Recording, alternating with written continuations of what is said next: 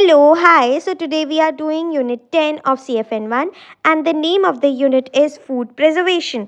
Food preservation क्या होता है? फूड प्रिजर्वेशन एक प्रोसेस है जिसमें कि हम फूड को प्रिवेंट करते हैं, रोकते हैं ख़राब होने से लंबे समय के लिए, ताकि उसका colour, texture, flavour, nutritive value ये सब बनी रहे, मेंटेन रहे। तो फूड प्रिजर्वेशन क्या है? ये एक प्रोसेस है फूड को प्रिवेंट करने का लंबे समय तक, कि उसका कलर, टेक्सचर, फ्लेवर, न्यूट्रिएंट कुछ ख़राब ना हो। अब क्या ज़रूरत है फूड प्रिजर्वेशन करने की? सबसे पहले तो वैरायटी। आप पिकल खाते हो, पिकल एक दिन में तो बनता नहीं है ना, पिकल बनाने में टाइम लगता है और वो लंबे समय तक हम प्रिजर्व करके रखते हैं। तो पिकल जो है वो एक फूड है जिसको हमने प्रिजर्व कर रखा है। तो ऐसे प्रिजर्व्ड फूड से हमारी मील्स में वैरायटी ऐड होती है। Then availability. अब सीजनल फूड जो होता है वो पर्टिकुलर सीज़न में ही मिलता है, लेकिन हम सीजनल फूड को सेव करके रख सकते हैं और उसे ऑफ सीज़न में यूज़ कर सकते हैं अगर हमने उसे प्रिजर्व किया है। Then transportation reduces bulk and make it easier to send food to areas where it is not grown.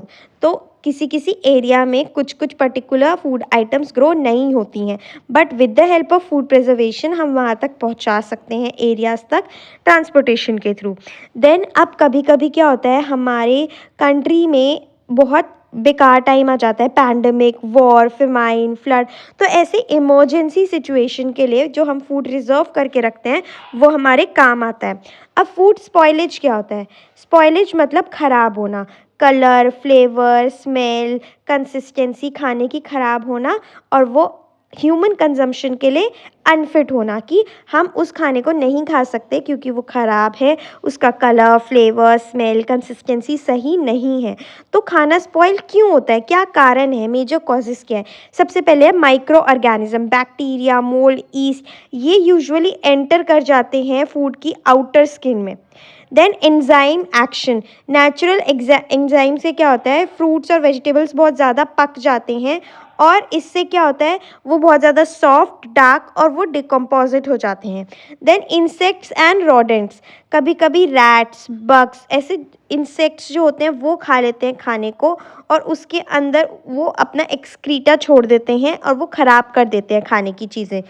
तो ये मेजर कॉजेज़ हैं फूड स्पॉइलेज की, micro organism, enzyme action and insects and rodents. अब हम समझते हैं कि फूड्स की पेरिशेबिलिटी, कि वो कितने टाइम तक सर्वाइव कर सकते हैं बिना ख़राब हुए। तो नॉन पेरिशेबल चीज़ें क्या होती हैं जो ख़राब नहीं होती, वो सेवरल मंथ तक हम उन्हें स्टोर कर सकते हैं, जैसे कि सीरियल्स, पल्सेस, ऑयल सीड्स, ये जल्दी से ख़राब नहीं होते, ये नॉन पेरिशेबल होते हैं। सेमी पेरिशेबल होती हैं चीज़ें जो ख़राब होती हैं लेकिन उनका टाइम स्पैन भी ठीक होता है, उसको हम स्टोर कर सकते हैं 1 हफ्ते से 1 महीने तक, जैसे कि आटा, बिस्किट, पोटैटोज़, अनियंस। पेरिशेबल चीज़ें होती हैं जो बहुत जल्दी ख़राब हो जाती है 1-2 दिन में, जैसे milk, meat, fish, green leafy vegetables, ये बहुत ज़्यादा पेरिशेबल होते हैं। अब क्या क्या मेथड्स हैं खाने की चीज़ों को प्रिजर्व करने के? प्रिजर्व हम कैसे कर सकते हैं? या तो जो एजेंट्स हैं जो खाने को स्पॉइल करते हैं उनको किल करके, या फिर उनकी एक्टिविटी को स्लो डाउन करके। अब सबसे पहला मेथड आ जाता है लो टेम्परेचर मेथड। हमें कुछ चीज़ें स्टोर करनी होती है कोल्ड टेम्परेचर में, तो फ्रूट्स एंड वेजिटेबल्स को भी स्टोर करा जाता है कमर्शियल स्टोरेज में, कोल्ड स्टोरेज में। कभी कभी फ्रीज़ कर दिया जाता है बैक्टीरिया ग्रोथ को रोकने के लिए। वेजिटेबल्स को यूजुअली ब्लांच करके, उनको प्री हीट करके बॉइलिंग वाटर में उसको क्या कर दिया जाता है, फ्रीज़ कर दिया जाता है। एंड कभी भी हमें रीफ्रीज़ नहीं करना होता है थर्ड फूड को। Then refrigeration, common household methods for short term storage. हम रेफ्रिजरेटर में रख सकते हैं अपना खाना शॉर्ट टर्म स्टोरेज के लिए। तो ये कुछ लो टेम्परेचर मेथड हैं फूड को प्रिजर्व करने के। फिर है हीट ट्रीटमेंट, बॉयल करके। जब हम खाने को बॉयल करते हैं तो उससे जो माइक्रो ऑर्गेनिजम्स हैं वो ज़्यादातर किल हो जाते हैं। जैसे हम मिल्क को बॉयल करते हैं तो उसके अंदर जो माइक्रो ऑर्गेनिज्म है वो मर जाते हैं। देन पैस्चराइजेशन, फूड को हीट किया जाता है हाई टेम्परेचर पे कुछ थोड़ी देर के लिए और एकदम से ठंडा कर दिया जाता है। इससे क्या होता है, ज़्यादातर जो ऑर्गेनिज्म होते हैं वो हट जाते हैं, किल हो जाते हैं। देन स्टेरिलाइजेशन या Canning, so intense heat treatment करा जाता है कुछ मिनट्स के लिए डिस्ट्रॉय करने के लिए सारे ऑर्गेनिज्म, फिर वो खाने की चीज़ को सील कर दिया जाता है एयर टाइट कैंस में। तो ये हीट ट्रीटमेंट है। देन डिहाइड्रेशन मतलब कि वाटर को पूरा एक्सट्रैक्ट कर लेना, पूरे मॉइस्चर को ड्राई कर देना। तो डिहाइड्रेशन में क्या होता है, वाटर को हटा दिया जाता है फूड से ताकि माइक्रो ऑर्गेनिज्म ग्रो ना हो। सन ड्राइंग धूप के नीचे सुखा देना, ये हम यूज़ करते हैं ग्रेन्स, पल्सेस और कुछ फ्रूट्स जैसे मैंगो के लिए। तो इसके अंदर सन ड्राइंग हम कर देते हैं, सन ड्राइंग, सन के नीचे सुखा देते हैं धूप के नीचे। और दूसरा मेथड है डिहाइड्रेशन का मैकेनिकल या स्प्रे ड्राइंग, जिसमें कि हम स्प्रे या फिर मैकेनिक्स के थ्रू, मशीन्स के थ्रू ड्राई करते हैं, जैसे कि मिल्क को पाउडर में चेंज कर दिया जाता है ड्राई करके। तो ये डिहाइड्रेशन एक तरीका है प्रिजर्व करने का। Then chemical preservation, salt and sugar. तो क्या होता है, हम ऐड कर देते हैं खाने की चीज़ में सॉल्ट एंड शुगर, उससे क्या उनकी वाटर अवेलेबिलिटी कम हो जाती है, जैसे पिकल और जैम। एसिड्स, विनेगर और लेमन जूस जो है वो केचप्स और सॉसेज में यूज़ किया जाता है, उससे वो प्रिजर्व्ड रहते हैं कुछ टाइम तक। ऑयल एंड वैक्स ऐड कर दिया जाता है। ये एक प्रोटेक्टिव लेयर फॉर्म कर लेते हैं कि एयर का आना जाना ना हो, मॉइस्चर का आना जाना ना हो, जैसे पिकल्स में यूज़ किया जाता है। देन प्रिजर्वेटिव्स, कुछ केमिकल्स प्रिजर्वेटिव्स जैसे कि सोडियम बेंजोनेट या पोटेशियम मेटा बाइसल्फाइड, इनका यूज़ किया जाता है। ये केमिकल्स हैं ताकि फूड प्रिजर्व्ड रहे। तो ये अलग अलग मेथड है।